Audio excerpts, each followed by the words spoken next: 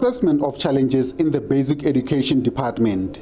The minister says most provinces have similar challenges: infrastructure, security, budget cuts, and transport top the list. We know overcrowding in schools in particular will affect the outcomes of education at the end of the day. So those are some of the things we are seeing. Infrastructure is also a very common theme.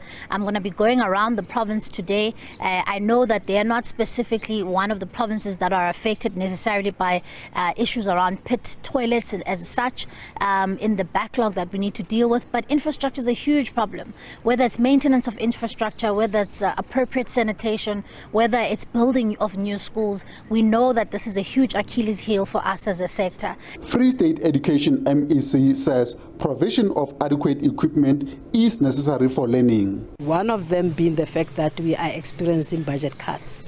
And when you talk about budget cuts, us being a sector which is highly people driven, obviously it will have an impact on the budget for compensation of employees, and that is one of the challenges, and that one also now has got a ripple effect on other programs such as the provision of LTSM, learning and teaching support material. Obviously that will be affected.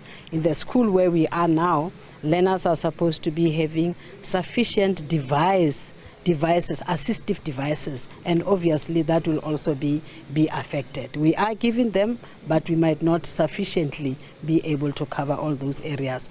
Other stakeholders have agreed that action plan is needed to deal with some of the shortcomings that impact on delivery of education. The most one which is cutting across all the provinces is the one of austerity measures, where the budget of the department has been cut to the limit, which has created a challenge of many posts not being filled. And once the posts are not filled, it then suggests that the workload of the teachers and even the officials will be increased. And once that increases, it also at some point will affect the performance of the teachers and everyone in the department.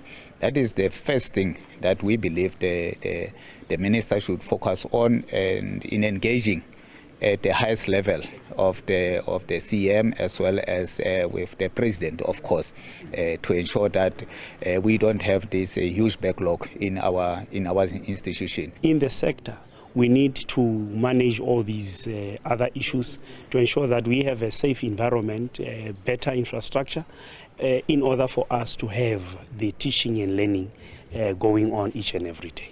The SGB Council has also wished the 2024 matriculants luck in their upcoming final national examination that starts next week. Ishmael Mudiba, SABC News, Bloemfontein.